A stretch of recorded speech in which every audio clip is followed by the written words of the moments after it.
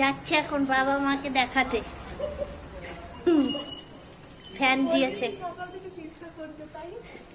একটা ফ্যান দিয়েছে, হাওয়া খাবে।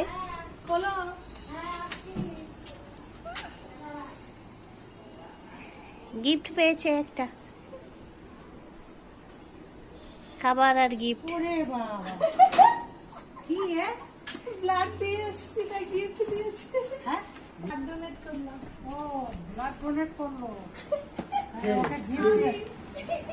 তাই গিফট দিয়েছে। বাবা বলছে তোর এই চেহারা তুই কি রক্ত দিলি।